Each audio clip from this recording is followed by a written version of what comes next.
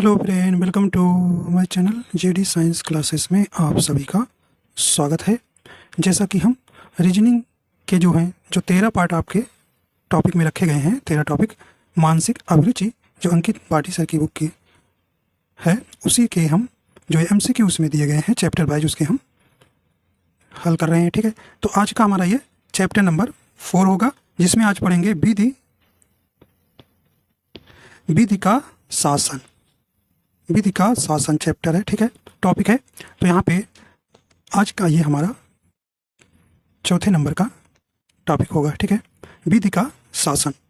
ठीक है, तो आइए देखते हैं क्या होता है विधि का शासन। देखिए, विधि का शासन एक क्या होता है, मौलिक सिद्धांत है जो सुनिश्चित करता है कि कानून हर किसी को बराबरी से लागू होता है। ठीक है, सरकारी अधिकारी और संस्थाओं सहित या इस विचार पर आधारित है कि कोई भी कानून के ऊपर नहीं है और सभी व्यक्ति और सरकार के अंग, चाहे उनकी स्थिति या पदनाम कुछ भी हो, कानूनी सिद्धांतों और विनियमों के अधीन होते हैं। ठीक है, तो इसका मतलब ये हुआ कि ये क्या करता है, कानून हर किसी को क्या करता है, बराबरी से लागू होता है, सबके लिए एक समान होता है। ठीक है, तो इसी पर आपसे प्रश्न पूछा जाएगा। ठीक है, तो आइए देखते हैं। पहला प्रश्न में लिया है। पहला प्रश्न कहना कि एक पुलिस अधिकारी के रूप में आप विधि के शासन सिद्धांत की सर्वप्रमुख विशेषता किसे मानते हैं? ये आपका प्रश्न है। तो विधि के शासन सिद्धांत की सर्वप्रमुख विशेषता किसे मानते हैं? ऑप्शन ए कहने कि विधि के शासन के अंतर्गत एक पुलिस व्यवस्था होती है, तो ये तो आपका नहीं है भाई। अगला कहने कि बी नंबर ऑप्शन, विधि को आवश्यकता अनुसार आसानी से बदला जा सकता है, ये भी नहीं होगा ऑप्शन। ठीक है, आइए देखते हैं। अगला है विधि के समक्ष समता, अर्थात विधि के समक्ष सभी लोग क्या है, समान है। तो यही आपका अर्थ हो जाएगा। ऑप्शन नंबर सी नंबर इसका बिल्कुल यहाँ सही हो जाएगा। ठीक है, ऑप्शन सी यहाँ सही हो जाएगा। तो विधि के समक्ष समता अर्थात विधि के समक्ष सभी लोग क्या है, समान होंगे। अगला है सेकंड नंबर प्रश्न, विधि के शासन के संदर्भ में निम्नलिखित में से कौन सा आपको बताना है, कौन सा कथन असत्य है? तो आपको विधि के शासन के निम्न में विकल्प में कौन सा कथन आपको असत्य है, ये आपको यहाँ पर बताना है। ऑप्शन ए कह रहे कि भारतीय संविधान में विधि के शासन को मूल अधिकारों में शामिल किया गया है, बिल्कुल ये आपका ऑप्शन पहला सही है। भारतीय संविधान के अनुच्छेद 14 में विधि के समक्ष समता तथा विधियों के समान संरक्षण के रूप में इसे सम्मिलित किया गया है, आपने अनुच्छेद 14 पढ़ा होगा, बिल्कुल ये भी आपका सही है। ऑप्शन सी कह रहे कि विधि का शासन न्याय, समानता तथा निष्पक्षता पर बल देता है, ये भी आपका बिल्कुल ऑप्शन सत्य है। ठीक है, लास्ट है डी नंबर, करें विधि के शासन के अंतर्गत देखिए केवल शब्द आ गया, केंद्र और राज्य स्तर की विधायिका के सदस्यों को ही छूट प्राप्त है। भाई विधि के शासन सभी के लिए है, तो यहाँ पे कह रहे हैं केवल शब्द ही क्या आ जाता है, तो 99% क्या होता है, क्वेश्चन ही गलत हो जाता है। ठीक है, तो केंद्र और राज्य स्तर पर, केवल केंद्र और राज्य स्तर पर कह रहे हैं, तो नहीं, तो ऑप्शन नंबर डी आपका बिल्कुल यहाँ असत्य हो जाएगा, डी नंबर ही आपका बिल्कुल यहाँ सही हो जाएगा। ठीक, तो आप तो याद रखिएगा भाई, भारतीय संविधान में विधि का शासन को मूल अधिकारों में शामिल किया गया है। ठीक है, भारतीय संविधान के अनुच्छेद 14 में विधि के समक्ष समता तथा विधियों के समान संरक्षण के रूप में इसे सम्मिलित किया गया है। ठीक है, तो ये भी आपका सही है। और विधि का शासन न्याय, समानता तथा निष्पक्षता पर बल देता है, ये भी आपका सही है। तो ऑप्शन नंबर यहाँ पे 3 जो हैं सही हैं, A B C, D number आपका सत्य है। ठीक है, आइए अगला देखते हैं। थर्ड नंबर प्रश्न कहें कि समाज में शांति व्यवस्था एवं आपसी सद्भाव को तभी कायम रखा जा सकता है जब सभी के लिए न्यायपूर्ण व्यवस्था हो तथा निष्पक्ष विधि का शासन स्थापित हो। एक पुलिसकर्मी के रूप में आपके लिए उपरोक्त सिद्धांत का सीधा संबंध किससे है? तो ये आपको यहाँ पर बताना है। ऑप्शन के स्थानीय जनप्रतिनिधियों एवं वरिष्ठों के निर्देशों का पालन करने से है, नहीं। ठीक, तो ये नहीं आपका होगा। आगे देखते हैं। करें विधि के प्रथम प्रहरी के रूप में निष्पक्ष रहते हुए कर्तव्य पालन करने से, तो हाँ, ये आपका ऑप्शन नंबर बी सही हो जाएगा। ठीक है, और देख लेते हैं, अधिक अधिक अपराधियों को सजा दिलाने से, तो ये विधि का शासन नहीं होगा। ठीक है, अधिक अधिक दंगों और सामाजिक विद्वेष फैलाने की साजिशों को विफल करने से, ये भी आपका नहीं सही होगा। ठीक है, तो ऑप्शन बी ही आपका सही है, विधि के प्रथम प्रहरी के रूप में निष्पक्ष रहते हुए कर्तव्य पालन करने से। ठीक है,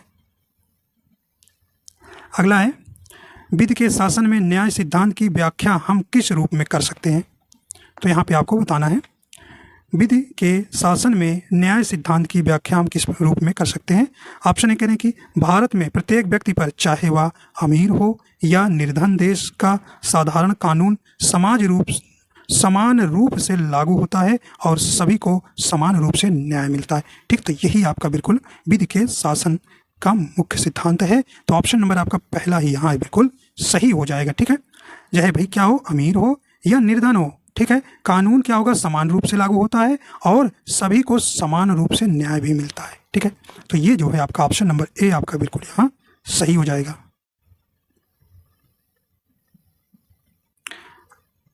अगला है, विधि के शासन के अंतर्गत अगर हम यह कहते हैं कि देश के किसी भी आम या विशिष्ट नागरिक को व्यक्तिगत सर्वोच्चता से वंचित रखा गया है, तो इसका सीधा अभिप्राय होता है। तो ये इसका सीधा अभिप्राय क्या होगा? ही अगर कह रहे हैं कि विधि के शासन के अंतर्गत अगर हम यह कहते हैं कि देश के किसी भी आम या विशिष्ट नागरिक को व्यक्तिगत सर्वोच्चता से वंचित रखा गया है, उसे दूर रखा गया है, तो इसका सीधा अभिप्राय होता है।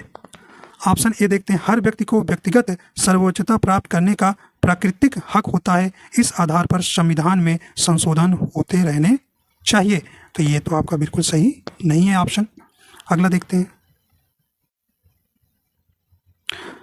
अगला कहते हैं, देश में सर्वोच्च न्यायालय ही सर्वश्रेष्ठ है, बाकी सभी उससे नीचे हैं। ये भी आपका सही तर्क नहीं दे रहा है। ठीक, गलत है। सभी व्यक्तियों पर विधि की सर्वोच्चता स्थापित की गई है। हाँ, ये आपका बिल्कुल ऑप्शन सी नंबर जो है सही हो जाएगा, सभी व्यक्तियों पर विधि की सर्वोच्चता स्थापित की गई है। अगला है, आप एक पुलिस अधिकारी के रूप में तैनात हैं, आपके क्षेत्र में धार्मिक रूप से प्रसिद्ध एक पूजा स्थल में अछूत और अस्पृश्य लोगों के प्रवेश को लेकर सर्वोच्च न्यायालय के निर्देशों का उल्लंघन हो रहा है। जानकारी मिलते ही आपको यहाँ पर क्या करना होगा। ठीक है, मतलब कि क्या करना है यहाँ पे, जो है यहाँ पे अस्पृश्यता और अछूत, जानते हैं अनुच्छेद 17 में जो है अस्पृश्यता का अंत किया गया है, मतलब छुआछूत नहीं मानेंगे। ठीक है, तो इसमें जो है आप अगर ऐसा हो रहा है किसी धार्मिक पूजा स्थल पर, तो आप क्या करेंगे? ठीक है, तो ऑप्शन आप देखते हैं, ऑप्शन ए कह रहा है, इस प्रकार के विकृत फैलाने वाले लोगों को धार्मिक प्रमुखों की सहायता लेते हुए संवेदनशील बनाने का प्रयास करना चाहिए। क्या ऐसा आप करेंगे?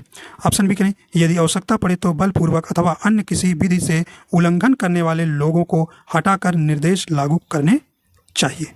ये आपका बिल्कुल ऑप्शन बी सही हो जाएगा। तो क्या करेंगे भी, यदि आवश्यकता पड़े तो बलपूर्वक अथवा अन्य किसी विधि से उल्लंघन करने वाले लोगों को क्या करेंगे, हटाकर निर्देश लागू करने चाहिए, ये आप करेंगे। ठीक, तो ऑप्शन बी यहाँ इसका राइट हो जाएगा।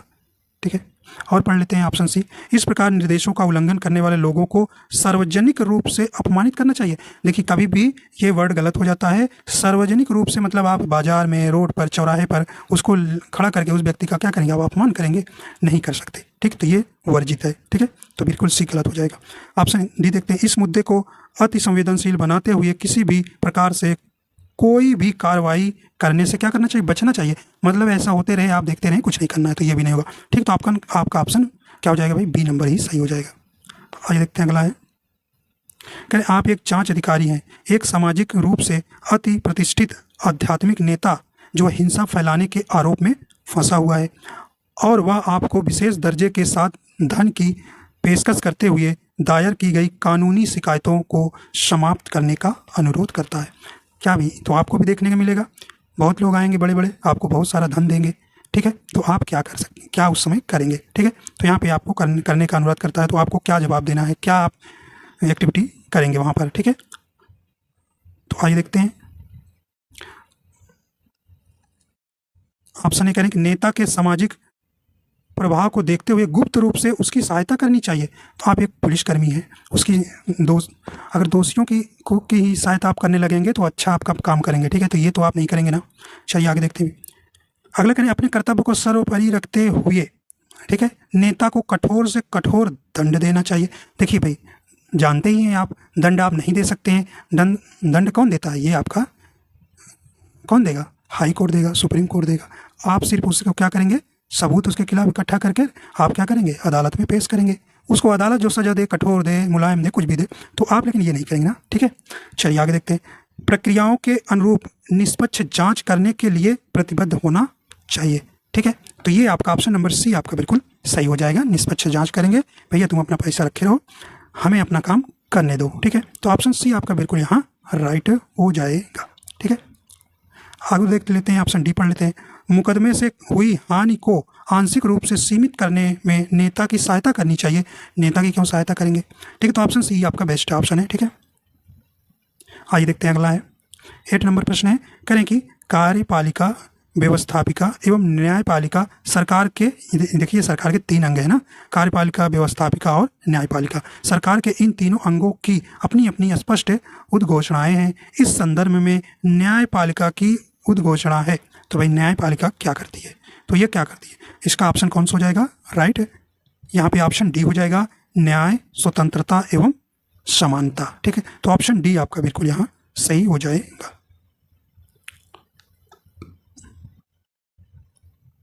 अगला देखते हैं, निम्नलिखित में से गलत कथन का चयन करें। तो यहाँ आपको गलत कथन वाला शब्द ढूंढना है, सॉरी ऑप्शन ढूंढना है।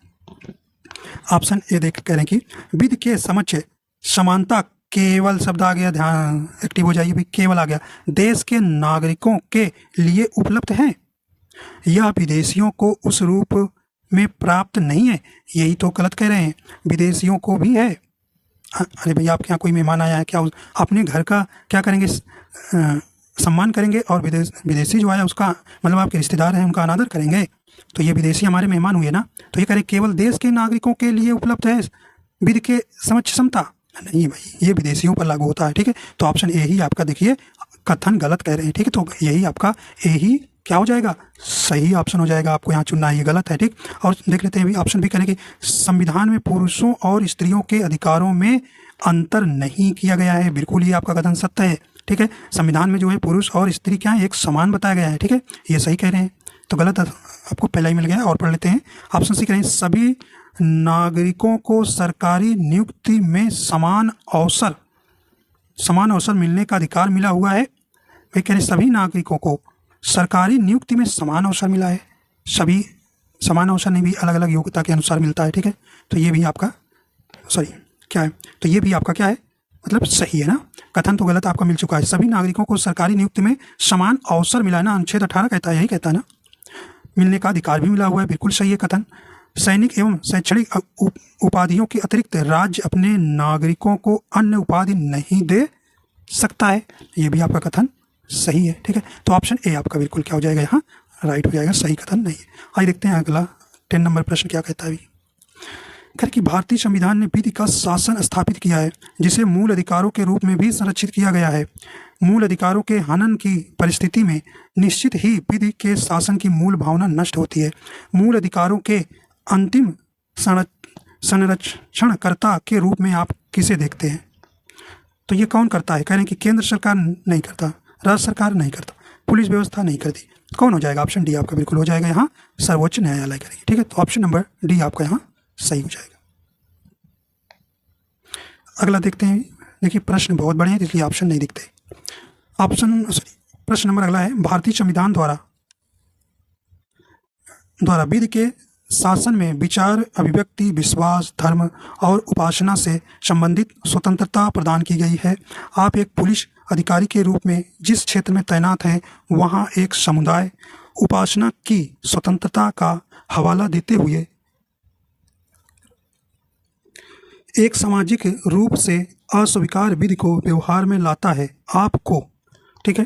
तो यहाँ आपको पढ़ना है, फिर एक बार प्रश्न पढ़ते हैं। भारतीय संविधान द्वारा विधि के शासन में विचार, अभिव्यक्ति, विश्वास, धर्म और उपासना से संबंधित स्वतंत्रता प्रदान की गई है।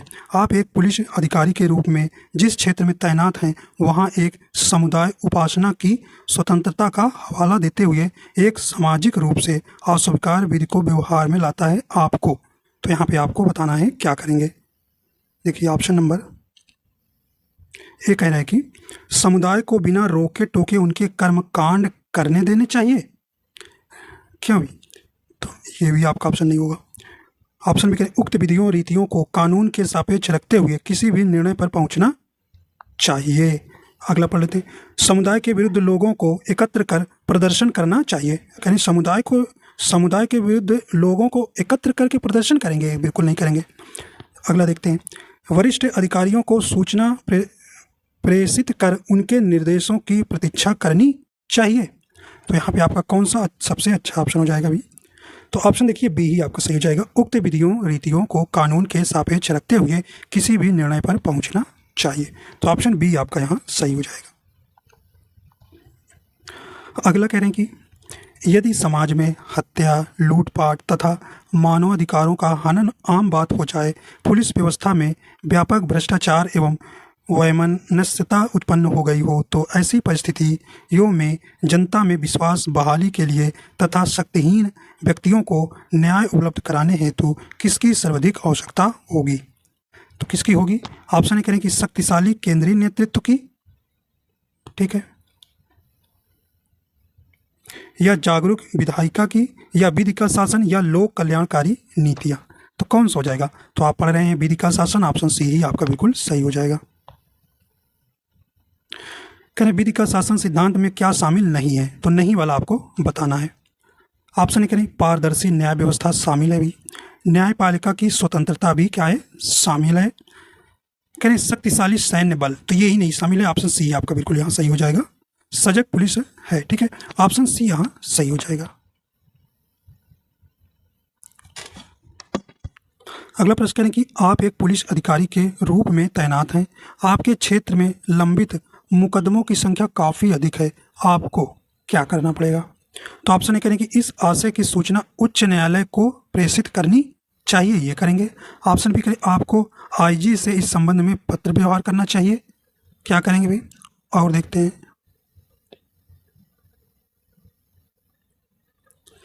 चूंकि यह न्यायपालिका का कार्य क्षेत्र है, इसमें दखल नहीं देना चाहिए, ठीक है। तो ऑप्शन सी आपका बिल्कुल राइट हो जाएगा।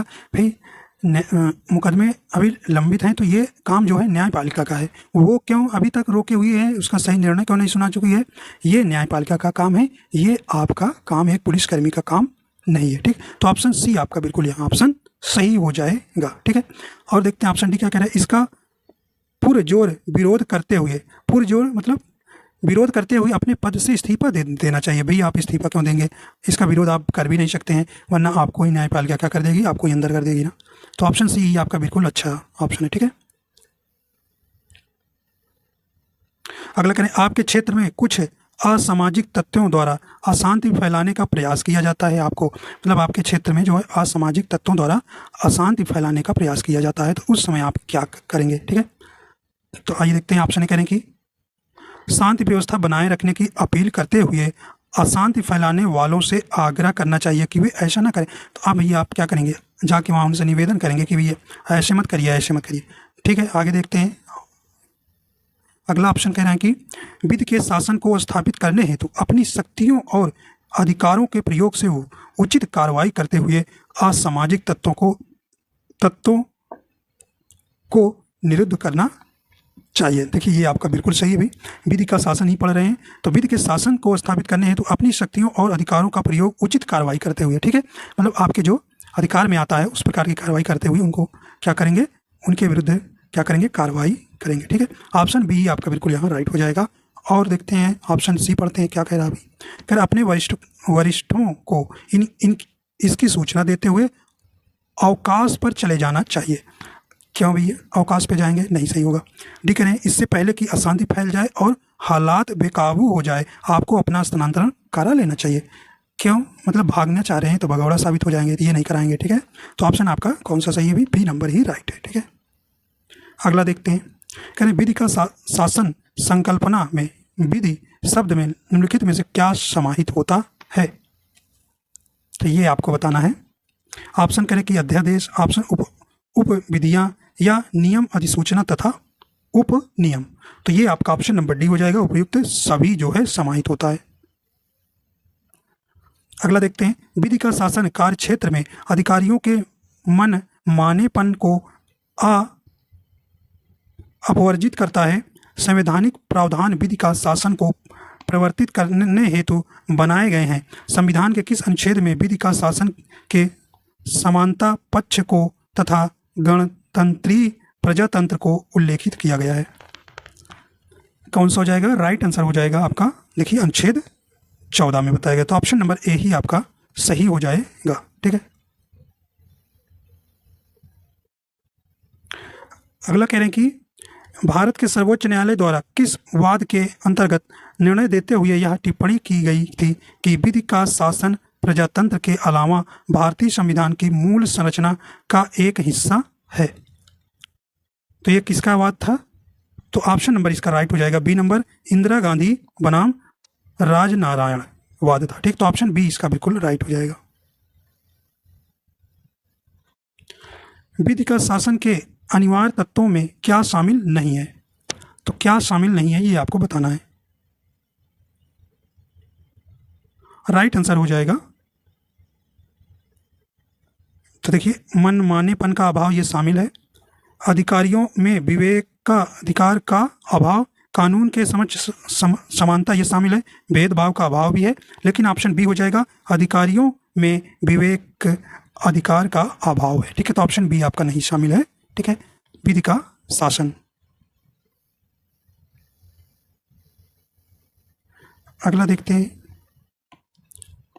कर विधि का शासन पर विचार करते हुए दिए गए कथनों का परीक्षण कर सत्य कथनों का चयन करें। तो करें, विधि के समक्ष क्षमता विश्व के अधिकांश लिखित संविधानों में पाई जाती है। ये आपका बिल्कुल सही है। ऑप्शन बी करें, विधियों के समक्ष समान संरक्षण, विधि के समक्ष क्षमता, ये भी आपका बिल्कुल सही है। ठीक, का एक उप सिद्धांत है, ये आपका बिल्कुल सही है। अगला कहने की, विधि के समक्ष क्षमता से अभिप्राय यह है कि समान परिस्थितियों वाले लोगों के मध्य समान विधि होनी चाहिए और समान रूप से लागू भी होनी चाहिए, ये भी आपका बिल्कुल सही है। तो ये ऑप्शन नंबर उपयोग करें सभी, तो ऑप्शन डी यहाँ आपका सही हो जाएगा। ठीक, तो इसमें जो है आपके 20 प्रश्न थे, हो गए। ठीक है, पूरे। ठीक है, तो अगला टॉपिक आपको कौन सा आएगा भाई? ये अनुकूलन की क्षमता अगला टॉपिक रखा गया है 5वां। ठीक है, तो ये हम आप अगला कराएंगे। ठीक है, तो इसमें जानते ही आप कुल 13 टॉपिक है, जो आपके हर एक टॉपिक से एक प्रश्न आपसे पूछा गया था, किसी में 11, किसी में 12, किसी में 13 प्रश्न। ठीक है, तो ये जो है आपके 26 नंबर जो है काफ़ी महत्वपूर्ण होते हैं। ठीक है, अगर आप थोड़ा से इस पर ध्यान दे देंगे तो आपके प्रश्न यहाँ पूरे बन जाएंगे। ठीक है, तो आशा करता हूँ ये आपको पसंद आया। अगर पसंद आया तो लाइक एंड शेयर कर दीजिएगा। अगर आप हमारे चैनल पर नए हैं तो चैनल को सब्सक्राइब कर लीजिएगा। ठीक है, देखिए हिंदी के जो है क्लास अभी रुकी हुई है, तो हिंदी की क्लास आपको हम जो है, अब आप बताइए कौन सा हम प्रैक्टिस सेट कराएं। देखिए सभी लगभग प्रैक्टिस सेट करा दिए हैं, तो अब जो है एग्जामपुर का जो मॉडल पेपर है उसका हम आपको कराना शुरू करेंगे। ठीक है, ठीक है, तो मिलते हैं नए वीडियो के साथ। वीडियो देखने के लिए आपको बहुत बहुत धन्यवाद।